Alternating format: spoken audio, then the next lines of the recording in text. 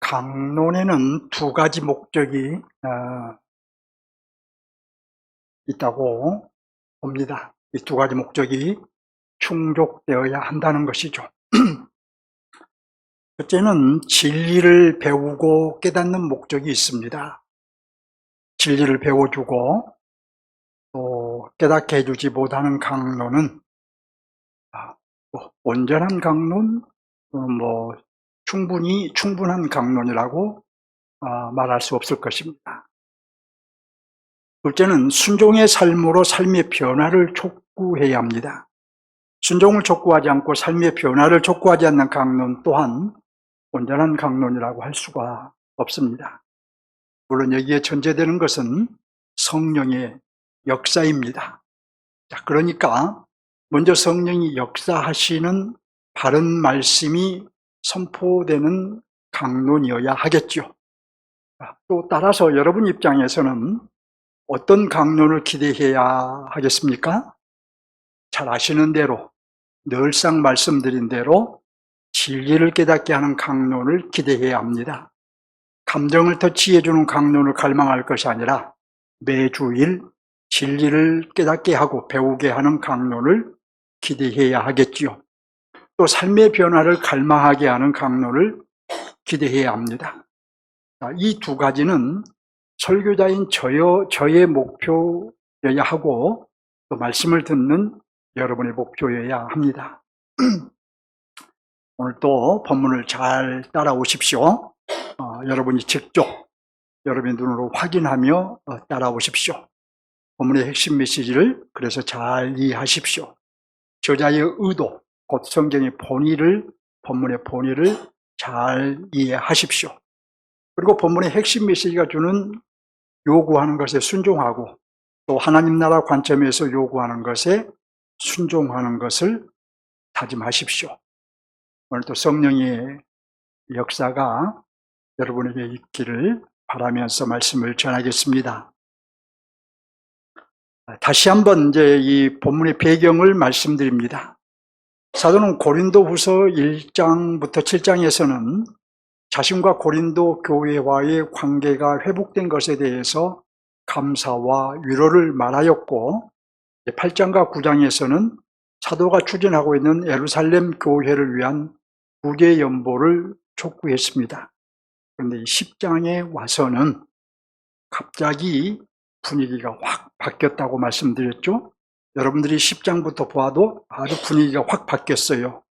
이 배경을 이해해야 우리가 본문을 바르게 이해할 수 있습니다.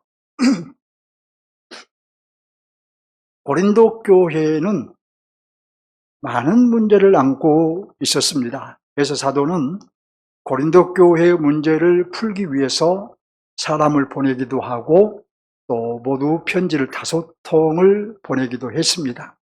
첫 번째 편지는 고린도후서 5장 9절에 언급됩니다. 고린도전서 5장 9절에 이 편지를 우리는 이전 편지라고 부릅니다. 두 번째 편지는 우리가 가지고 있는 고린도전서입니다. 고린도전서는 이전 편지를 보낸 후에 접하게 된 고린도인들의 여러 가지 문제들을 교정하기 위해 기록된 편지입니다. 세 번째 편지는 고린도후서 2장 4절에 언급됩니다. 이 세 번째 편지는 눈물로 썼다고 하여 우리가 눈물의 편지라고 부릅니다. 고린도인들은 이 눈물의 편지를 받고 회개를 했습니다. 이 편지를 받고 이 소식을 듣고 사도는 아주 안심을 하고 기쁜 마음으로 이 고린도 후서를 써서 보낸 거예요. 이게 바로 네 번째 편지인 것이죠. 그 편지가 바로 고린도 후서인데, 그래서 고린도 후서에서는 여러분이 확인한 대로 같이 우리가 살펴보았던 대로 위로라는 단어가 자주 등장합니다. 사도가 그만큼 위로를 많이 받았던 것이죠. 마지막 5번째 편지는 어떤 편지일까요? 우리가 살펴보고 있는 바로 고린도후서 10장부터 13장일 것입니다. 아마도 고린도후서를 다 기록하여 보내기 직전에 고린도에 침투한 이단들과 또 교회의 상황을 전해 듣고 5번째 편지를 기록하여 4번째 편지인 고린도후서와 함께 보낸 것으로 봅니다. 이렇게 10장부터 13장은 교회에 침투한 이단인 거짓 사도들과 그들에게 현혹된 일부 성도들의 얘기를 전해 듣고 기록을 했기에 현재 분위기가 확 바뀐 것입니다. 특별히 이단, 곧 거짓 사도들에 대한 아주 사도의 단호함이 담겨 있어요. 교회를 허무는 자들을 결코 용납하지 않겠다는 사도의 결의가 담겨 있습니다. 10장부터 13장은 우리가 사도의 이런 감정을 우리가 이해하면서 보아야 10장부터 13장을 저자였던 본의를 따라서, 성경의 본의를 따라서 좀 더 잘 이해할 수 있을 것입니다. 본문으로 들어갑니다. 본문에서 사도는 먼저 자신의 열심에 대해 말합니다. 사도의 열심은 누구의 열심이며 또 무엇을 위한 열심이었을까요?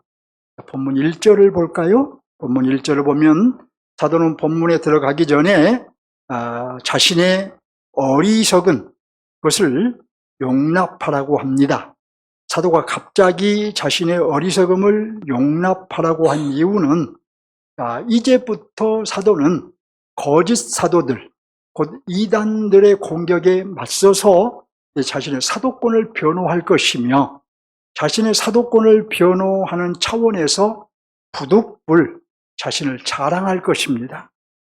이렇게 자신의 자랑하는 행위를 두고 나의 좀 어리석은 것이다 라고 말하면서 이해해 달라고 한 것이에요. 이어서 2절 상반절을 볼까요? 2절 상반절을 보면 내가 하나님의 열심으로 너희를 위하여 열심을 내노니 라고 말하죠. 사도는 누구의 열심으로 열심을 낸다고 한가요? 하나님의 열심으로 열심을 낸다고 하죠. 너희를 위하여 열심을 내는데 하나님의 열심으로 낸다는 거예요.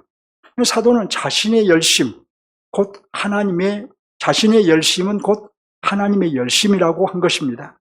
그런즉 사도의 열심은 우리가 흔히 말하는 또 우리가 흔히 가질 수 있는 어떤 보편적인 열심이 아니라 하나님께로부터 말미암는 아주 특별한 열심, 바로 하나님의 열심인 것입니다. 사도가 이런 열심을 낸 목적은 무엇일까요? 2절 하반절을 보면 내가 너희를 정결한 처녀로 한 남편인 그리스도께 드리려고 중매함이로다. 사도가 열심을 낸 목적은 고린도인들을 그리스도의 신부로서 흠이 없게 하려고 열심을 내고 있다는 거예요. 구약에서 선지자들은 하나님과 이스라엘의 관계를 하나님은 이스라엘의 남편이고 이스라엘은 하나님의 아내라는 그림 언어를 사용했습니다. 마찬가지로 사도는 그리스도와 성도의 관계를 그리스도는 성도들의 신랑이고 성도들은 그리스도의 신부라고 그림 언어를 사용하고 있는 것이죠. 사도의 마음에는 두려움이 있었습니다. 아주 상당한 염려가 있었다는 말이에요. 고린도인들이 그리스도의 신부로서 정결함을 잃어버릴까 봐 아주 노심초사한 것입니다. 왜냐하면 바로 이 거짓 사도들, 곧 이단들이 들어와서 유혹하고 있었기 때문이에요. 사도는 그 염려를 하와의 범죄에 비유합니다. 3절을 볼까요? 뱀이 그 관계로 하와를 미혹한 것 같이 너희 마음이 그리스도를 향한 진실함과 깨끗함에서 떠나 부패할까 두려워하노라. 이 사도는 고린도 교회에 침입한 이 거짓 사도들, 곧 이단들에 대한 소식을 전해 듣고 마치 하와가 사단의 유혹에 넘어가 하나님을 떠나 곁길로 가버린 것 같이 고린도인들이 이단들의 유혹에 넘어가 신랑인 그리스도를 떠나 부정한 신부가 될까 걱정한 것입니다. 그동안 고린도인들에게 사람도 보내고 편지도 보내며 모든 에너지를 쏟으며 그들을 그리스도의 정결한 신부로 단장시키는 일에 온 힘을 다했는데 또다시 문제가 드러난 것이죠. 그래서 사도는 아주 격정적으로 말하지 않을 수 없었던 것입니다. 사도가 보기에 그들의 문제는 아주 심각한 문제였습니다. 본문 4절 끝부분을 먼저 보세요. 너희가 잘 용납하는구나 라고 하지요. 고린도인들은 무엇을 용납했을까요? 4절을 다시 보시기 바랍니다. 첫째로 우리가 전파하지 아니한 다른 예수를 전파하거나 라고 하죠. 둘째로 너희가 받지 아니한 다른 영을 받게 하거나 이렇게 말하죠. 셋째로 너희가 받지 아니한 다른 복음을 할 때에는, 전할 때에는, 받을 때에는, 전할 때에는 이라고 하죠. 자, 무엇을 용납했다는 말인가요? 거짓 사도들, 곧 이단들이 다른 예수를 전파하고 다른 영을 받게 하고 다른 복음을 전파할 때에 일부 고린도인들이 그것을 받아들였던 거예요. 그리스도의 신부로서 자신을 더럽힌 것입니다. 자, 이어서 사도는 이제 자신의 사도직을 언급합니다. 자신의 사도직을 언급한 것은 자신이 전한 예수, 자신이 받게 한 영, 또 자신이 전한 복음이 참이라는 것을 강조하기 위함입니다. 본문 5절을 볼까요? 사도 자신은 지극히 크다는 사도들보다 부족한 것이 조금도 없다고 하죠. 그리고 6절에서는 내가 비록 말에는 부족하나 지식에는 그렇지 않다고 하죠. 이어서 이것을 우리가 모든 사람 가운데서 모든 일로 너희에게 나타냈다고 하죠. 그러니까 이 5절과 6절은 거짓 사도들과 다시 말하면 이단들의 주장을 두고 한 말입니다. 거짓 사도들, 곧 이단들은 자신들은 소위 거물급 사도의 추천서를 가지고 있다고 하는데 사도는 그 거물급 사도가 누구인지는 모르겠으나 자신은 그보다 못할 것이 없다고 한 것입니다. 또 거짓 사도들, 곧 이단들은 사도는 말에는 능하지 못한다고 말하는데 사도는 자신이 말하는 것에는 능하지 못할지 모르겠지만 지식에는 그렇지 않다고 한 것입니다. 실제로 사도는 그리스도의 비밀을 깨달은 아주 특별한 사도이며 사도가 그리스도의 비밀을 깨달은 것은 고린도인들도 이미 다 아는 바입니다. 이렇게 사도는 자신의 사도직을 다시 한번 강조한 것이지요. 물론 사도가 자신의 사도직을 변호한 것은 그 거짓 사도들, 곧 이단들의 주장은 바울의 사도직에 대한 도전이었으며 이는 자신을 사도로 부르신 그리스도께 대한 도전이었기 때문에 자신의 사도직이 합당하다라고 변호한 거예요. 이어서 사도는 자신의 사역에 대해서도 말합니다. 이 또한 자신의 사도직을 변호한 것입니다. 본문 7절을 봅니다.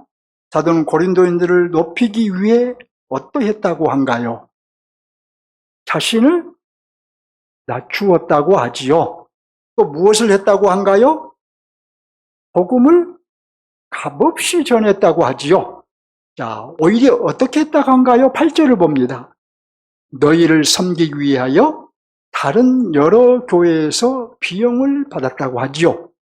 자, 그러면서 과격한 말로 탈취했다고 하지요.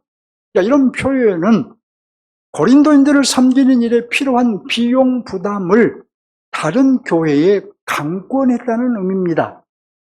사도는 히브리인 중에 히브리인입니다. 학문도 당시 최고의 선생인 가발리의 문화생입니다. 율법에도 능하고 헬라 철학에도 능한 사람으로 누구도 무시할 수 없는 엘리트입니다. 하지만 7절 이하를 보면 사도는 자신을 낮추고 자랑하지 않았습니다. 오직 복음만 자랑했습니다. 거짓 사도들, 곧 이단들처럼 값을 받고 전하지 않고 오직 값없이 복음을 전했습니다. 고린도에서 사역하는 동안에는 들어가는 비용은 먼저 세워진 다른 교회로부터 지원을 받았습니다. 사도의 선교 비용은 늘 부족했습니다. 그럼에도 9절 이하를 보면 사도는 고린도인들에게 누를 끼치지 않았습니다.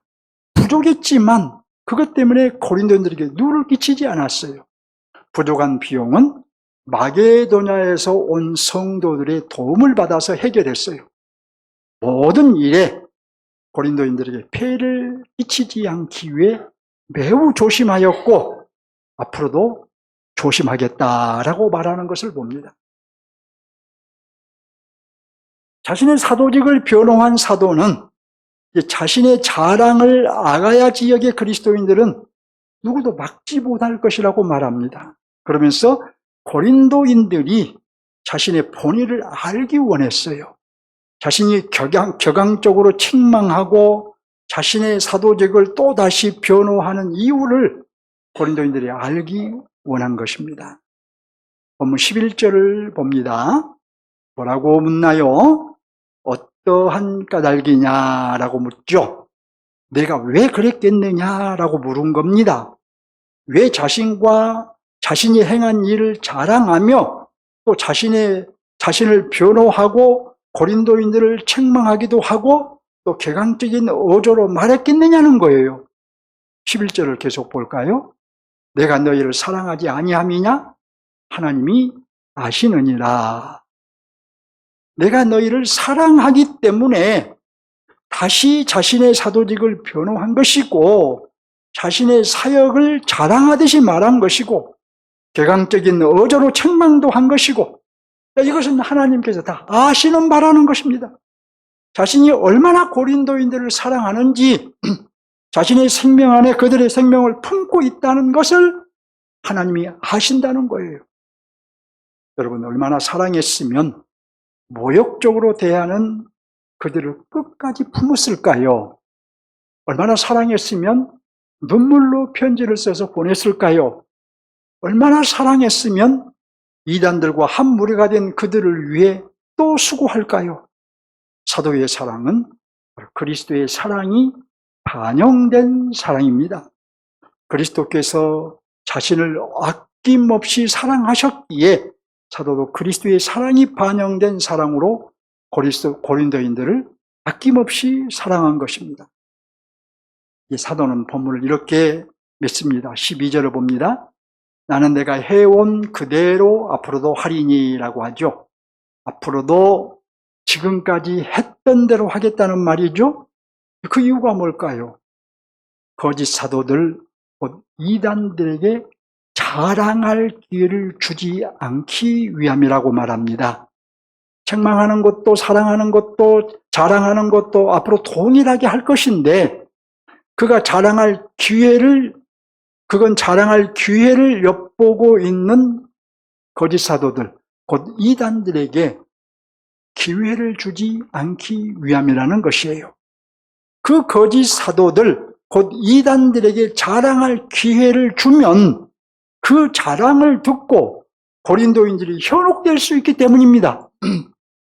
가령 예를 들면 그들이 더 큰 사도의 추천서를 가지고 있다라고 자랑을 했기에 더 권위 있는 사도로 생각하고 넘어간 성도들이 있었거든요.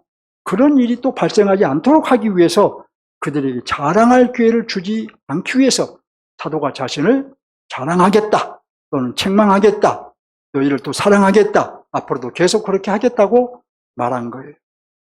사도는 이런 차원에서 이렇게 말합니다. 디모데전서 5장 14절을 보면 대적에게 회방할 기회를 조금도 주지 않기를 원하노라. 또 에베소서 4장 27절을 보면 마귀에게 틈을 타지 못하게 하라. 또 사도는 이 사단의 정체와 사단이 하는 일을 알고 있었기에 사단의 유혹을 차단하기 위해 거짓 사도들, 곧 이단들에게 자랑할 기회를 주지 않겠다고 한 거예요. 본문을 이렇게 관찰했는데 본문의 핵심 메시지가 무엇일까요? 본문의 핵심 구절은 2절입니다. 내가 하나님의 열심으로 너희를 위하여 열심을 내노니 내가 너희를 정결한 처녀로 한 남편인 그리스도께 드리려고 중매함이로다. 사도가 열심을 낸 목적은 고린도인들을 그리스도의 정결한 신부로 세우기 위함이라는 뜻이지요. 그동안 사도를 지켜본 고린도인들은 사도의 열심이 얼마나 큰 열심인지 충분히 인정할 것입니다. 자, 우리도 마찬가지예요. 앞에 제가 배경을 말씀드렸듯이 우리가 배경만 기억을 해도 사도의 고린도인들을 향한 열심을 우리도 인정할 수밖에 없습니다. 그런데 사도의 열심은 인간 바울의 열심이 아니라 하나님으로부터 말미암는 하나님의 열심이었던 것입니다. 사도는 그동안도 하나님의 열심으로 고린도인들을 그리스도의 정결한 신부로 세우는 역할을 했지만 거짓 사도들, 곧 이단들의 미혹에 흔들리고 있는 상황에서도 그리스도의 정결한 신부로 세우는 역할을 하고 있는 거예요. 따라서 우리가 본문에서 주목해야 할 말은 첫째로 사도의 열심, 곧 하나님의 열심이라는 말을 우리가 주목을 해야 되겠고, 둘째로는 정결한 그리스도의 신부라는 말을 주목해야 합니다. 자, 그렇다면 사도는 이렇게 말한 거예요. 우리가 그 두 마디를 연결해서 말하면 사도인 내가 바라는 것이 무엇이겠느냐, 또는 하나님께서 원하시는 것이 무엇이겠느냐, 너희 고린도인들이 그리스도의 정결한 신부로 세워지는 것이다. 이것이 본문의 핵심 메시지. 사도는 고린도인들을 그리스도의 정결한 신부로 세우기 위해서 하나님의 열심으로 책망했던 것이고, 부득불 자신을 자랑했던 것이고, 자신의 사도직을 변호했던 것이고, 오늘 본문 이후에서는 거짓 사도들을 사단의 일꾼이라고 정죄를 합니다. 본문이 저와 여러분에게 요구하는 것이 있겠죠? 첫째로 본문의 핵심 메시지를 통해서 요구하는 것이 있습니다. 본문의 핵심 메시지는 사도인 내가 바라는 것이 무엇이겠느냐, 하나님이 원하시는 것이 무엇이겠느냐, 사도인 너희 고린도인들이 그리스도의 정결한 신부로 세워지는 것이다. 이것이 핵심 메시지였죠. 이것은 사도의 사역의 2대 목표가 있는데 그 두 가지 목표 중 하나예요. 사도의 첫 번째 사역의 목표는 이방인들에게 그리스도를 증거하여 주님과 함께 죽고 함께 살게 하는 것이었어요. 이것이 첫 번째 사도의 사역의 목표였어요. 곧 그리스도의 신부로 만드는 것이었습니다. 두 번째 목표는 그리스도의 신부인 이방인 그리스도인들을 정결한 신부가 되게 하는 것이었습니다. 곧 그리스도와 온전한 연합을 이룬 그리스도의 신부로 세우는 것이었습니다.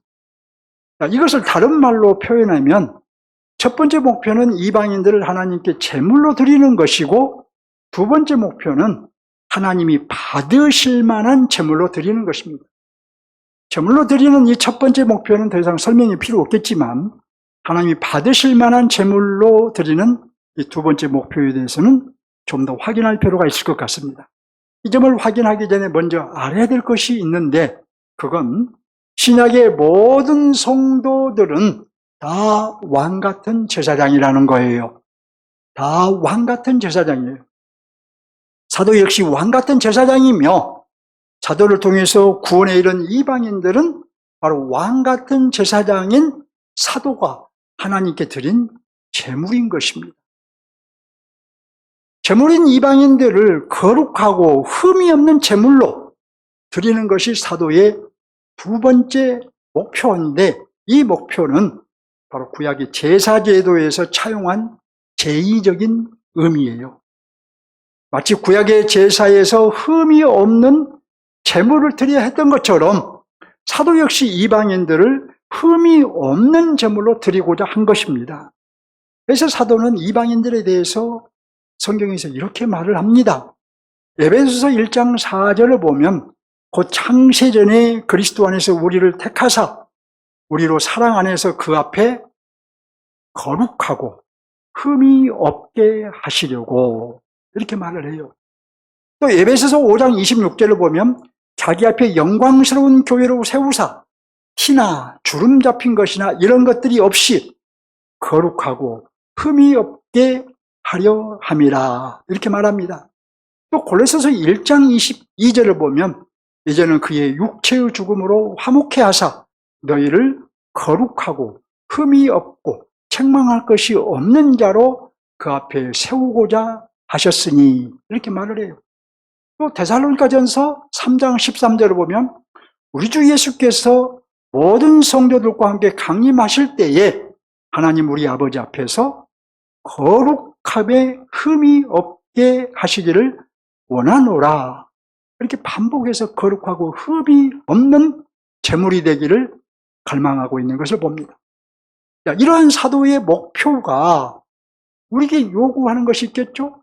우리가 사도의 이런 목표를 보면서 우리에게는 무엇을 요구하고 있을까 생각해 봐야 되겠죠? 바로 저와 여러분 역시 거룩하고 흠이 없는 성도, 곧 하나님이 받으시는 제물이 되라고 요구한 거예요. 사도가 이방인들 자신이 사역한 그 이방인들에게만 그 요구를 한 것이 아니라 오늘날 성령님은 바로 저와 여러분에게 우리 역시 하나님이 받으실 만한 거룩하고 흠이 없는 제물이 되라고 요구하고 있어요. 세상 사랑이 아니라 그리스도만 사랑하고 불순종의 길이 아니라 그리스도께만 순종하고 내가 원하는 삶이 아니라 그리스도만 따라가는 등 그런 삶을 사는 등 바로 그리스도의 정결한 신부가 되라고 오늘 우리에게도 요구하고 있는 것입니다. 만일 우리가 그리스도의 신부로서 정결하지 못하면, 특별히 우리가 바른 복음이 아닌 것을 먹고자 하면 그건 구약의 백성들이 하나님을 배도하고 우상에 가버린 것과 같은 거예요. 구속주 안에 있어야 할 우리가 구속주 밖으로 나가버린 것입니다. 언약 안에 있는 우리가 언약 밖으로 나가버린 거예요. 이스라엘 백성들처럼 영적인 간음을 한 것입니다. 그리스도의 신부는 오로지 바른 복음, 곧 그리스도의 말씀만 먹고자 해야 합니다. 가장 먼저 우리가 본문에 집중해서 말씀드리면 그리스도의 신부로서 가장 먼저 우선적으로 집중해서 해야 될 일은 바른 복음을 먹고자 하는 거예요. 그렇게 하나님 나라 관점에서 요구하는 것이 있습니다. 이 서신서인 본문의 하나님의 나라는 사도들이 선포된 하나님의 나라입니다. 사도들이 이방인들에게 선포되며 이방인들을 하나님의 백성으로 만들어가는 나라예요. 자, 그런데 사도들이 선포된 하나님의 나라에는 언제든지 소위 불순물이 들어올 수 있어요. 언제든지 유사복음이 들어올 수 있고 이단들에 의해 다른 예수 들어올 수 있고 다른 영을 받게 할 수 있고 다른 복음이 들어올 수도 있습니다. 이 선포된 하나님의 나라에는 이런 일들이 언제든지 일어날 수 있어요. 본문에서 고린도 교회에도 다른 예수, 다른 영, 다른 복음이 들어왔지만 갈라디아 교회에도 보면 다른 복음이 들어와 혼란을 일으켰습니다. 선포된 하나님의 나라에는 이렇게 언제든지 이런 일들이 일어날 수 있어요. 자, 이로 보아 본문의 하나님의 나라는 어느 면을 보여주고 있느냐? 다른 복음이 침노할 수 있는 나라이며 따라서 선포된 하나님 나라의 백성인 우리는 다른 복음을 경계해야 하는 나라인 것을 보여주고 있죠.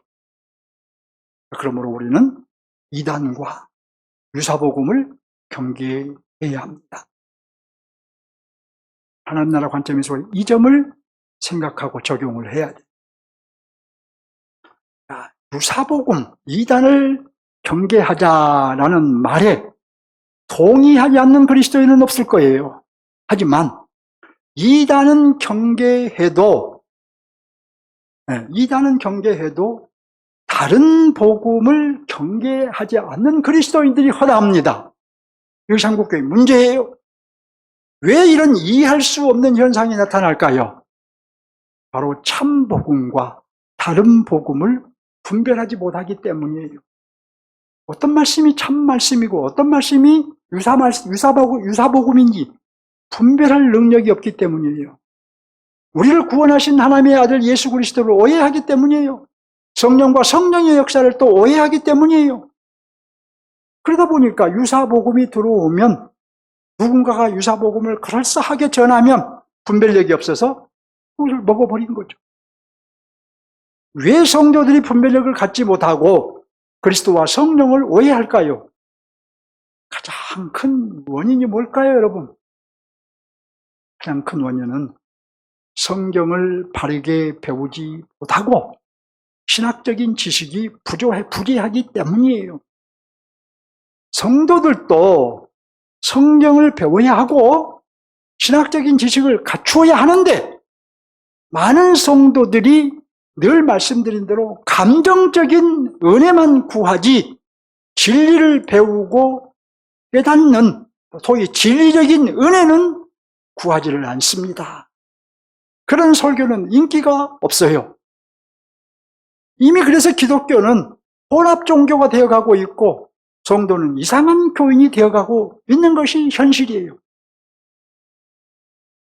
성도들도 여러분들도 성경에 밝아야 하고 어느 정도는 신학적인 지식을 갖추어야 합니다.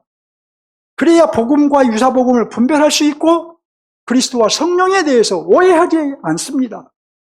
목사도 성경에 박지 않고 바른 신학이 부재하면 유사복음에 넘어가고 이단에 넘어가는데 성도들이 성경도 모르고 신학도 모르고 기도만 한다고 하면 넘어가지 않을까요? 한국교회 부정할 수 없는 이 현실을 여러분 보세요. 왜 많은 목사들과 성도들이 유사복음에 넘어가고 이단에 넘어가고 있을까요? 왜 많은 목사들과 성도들이 신천지에 넘어가고 있을까요? 왜 많은 성도들이 기복적인 신앙을 추구하고 감정적인 터치를 은혜라고 생각할까요? 그 이유는 성경에 받지 못하고 바른 신학이 부재하기 때문이에요. 그렇다면 여러분 우리는 무엇을 해야 할까요? 그것이 문제라면 성경을 체계적으로 알아야 하겠죠. 어느 정도의 신학적인 지식을 갖춰야 되겠죠. 성경을 문자적으로만 이해하려고 하지 말고 신학적으로 이해하는 능력을 어느 정도 갖춰야 되겠죠. 신학은 목사에게나 성도에게나 성경을 바르게 해석하는 기준인 거예요. 이 기준을 갖지 못하면 좌로 갔다 우로 갔다 앞으로 갔다 뒤로 갔다 제 마음대로 왔다 갔다 해버리고 이단들이 뭔가 그럴싸하게 제시하면은 넘어가 버린 거죠. 우리는 성경을 읽고 묵상해야 합니다. 하지만 성경을 바르게 읽고 바르게 묵상하기 위해서는 성경을 배워야 하고 신학적인 지식을 어느 정도 갖추어야 합니다.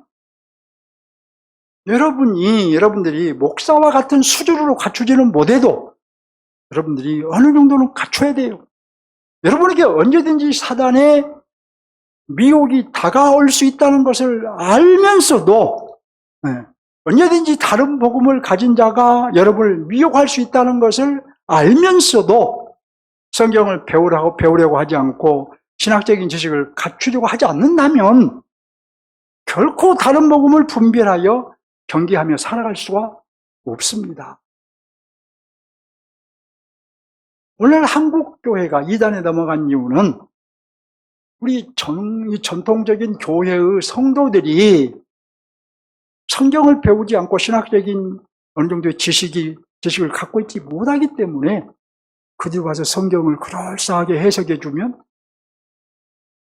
자신들이 다니는 교회에서는 듣지 못한 얘기를 들었다 생각하고 거기가 진리인 줄 알고 가버리잖아요. 신천지에 넘어가면 다 그렇게 넘어가고 있어요. 제가 여러분에게 계시록을 강의해 드렸습니다. 벌써 2년, 3년이 됐는데 여러분들이 계시록을 바르게 알고 싶으면 제가 설교한 그 계시록만 찬찬히 들어보고 설교한 거를 읽어봐도 넘어가지 않아요. 그 말씀이 무슨 의미인가를 다 거기서 밝혀주고 있기 때문이에요.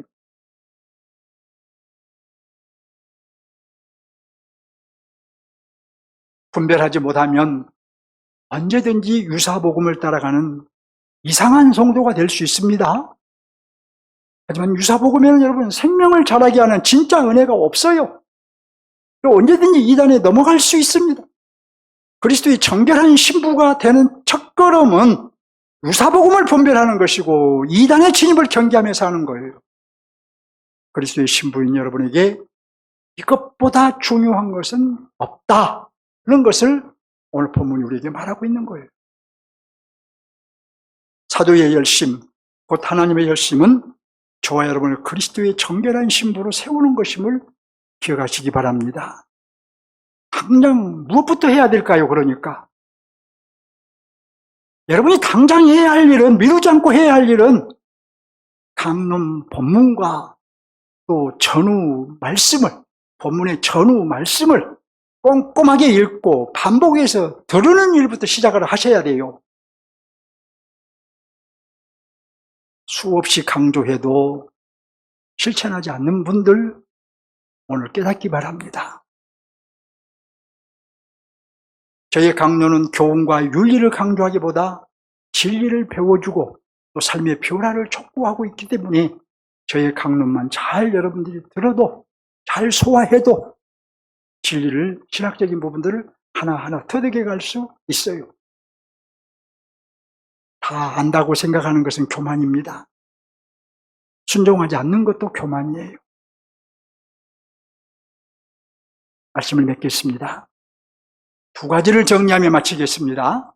첫째로 본문의 핵심 메시지는 사도인 내가 바라는 것이 무엇이겠느냐, 곧 하나님께서 원하시는 것이 무엇이겠느냐, 너희 그리스도인들이 그리스도의 정결한 신부로 세워지는 것이다. 이것이죠.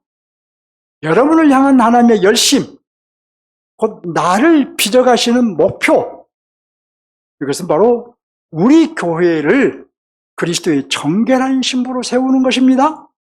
여러분들 한 사람 한 사람을 흠도 없고 티도 없는 그리스도의 정결한 신부로 세우는 것입니다. 그런즉 항상 생각하십시오. 나는 그리스도의 정결한 신부가 되어야 한다. 나는 그리스도의 신부로서 흠도 없고 티도 없어야 한다. 특별히 바른 복음 위에 서 있어야 한다. 바른 말씀 위에 서 있어야 한다.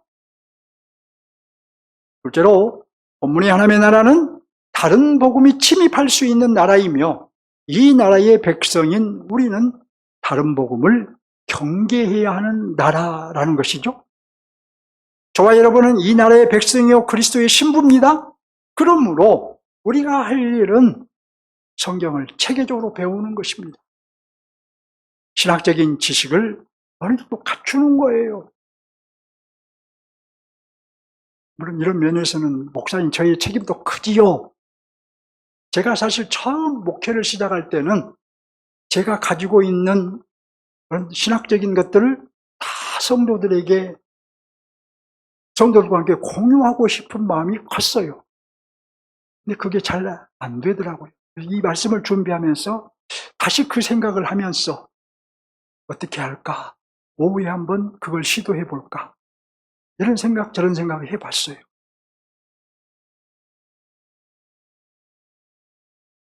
모든 것을, 모두 100%를 다 여러분과 함께 공유하지는 못해도 중요한 부분을 여러분과 함께 공유해서 여러분이 성경을 볼 때, 해석할 때 그 틀을 벗어나지 않도록 해드리고 싶은데 어떻게 해야 될지 정말 고민하면서 기도를 좀 해야 될 것 같아요. 이런 말씀을 전하면서 내 책임이 참으로 크구나. 이걸 제가 먼저 느낍니다.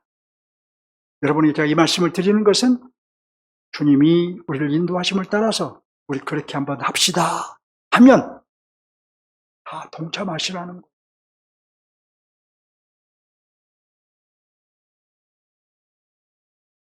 저는 여러분에게 그래서 지금 현재 우리 상황에서 권면드립니다.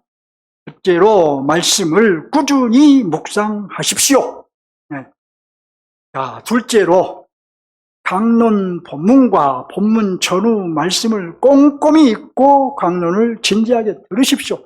제가 강론에 가면서 보통 한 장에서 한 본문만 하고 뛰어넘어 버리죠. 그런데 이걸 다 하면 1절부터 뭐 끝절까지 다 하면 여러분들이 너무 지루해할 것 같아서 제가 배경과 문맥만 이렇게 짚어드리고 한 본문, 중요하다 생각되면 한 본문만 선택해서 한 주 하고 그 다음 주에는 또 다음 장으로 넘어가고 이런 식으로 하고 있는데, 오늘 본문 11장 1절로 12절이라면 여러분 그 앞에서 사단의 견고한 진을 파하라고 했는데, 바로 그 다음에 이어져서는 또 사도가 세우는 권세를 사용해요. 거기까지 함께 읽으면 파하는 권세, 세우는 권세 함께 이렇게 이해가 되는 거죠. 오늘 본문에서도 1장부터 12절까지 바로 오늘 본문 사도가 그들에게 한 것을 정결한 신부로 세우고자 하는 얘기를 했다면, 이제 여러분들이 여기까지 끝나지 않고 바로 그 다음에 13절부터는 무슨 말씀이 나오는가 하는 것을 함께 읽으셔야 돼요. 그리고 오늘 본문 강론을 잘 들으면 여러분들이 성경도 폭넓게 이해하고 신학적인 지식도 갖추고, 여러분 제가 언제까지 여러분에게 인터넷 보지 마시고 유튜브 영상 함부로 보지 마십시오라고 말씀드려야 되겠습니까? 여러분이 분별력이 있다면 다 들어도 제가 걱정하지 않죠. 분별력을 갖추셔야 돼요. 여러분을 위해서 드리는 말씀입니다. 그래서 다시 말씀드립니다. 강론 본문 그리고 강론 본문의 전후 문맥을 충분히 꼼꼼하게 읽고 숙지하시고 강론을 들으시기 바랍니다. 성경도 체계적으로 배우게 될 것이고, 그렇게 되면 또 신학적인 지식도 어느 정도 갖추게 될 거예요. 여러분은 이 권면을 외면하면 안 됩니다. 왜냐하면 사도들이 선포한 이 하나님의 나라, 지금 우리가 살고 있는 하나님의 나라는 언제든지 사단이 다른 복음으로 우리를 미혹할 수 있기 때문이에요. 따라서 우리는 유사복음을 분별해서 경계해야 되기 때문이에요.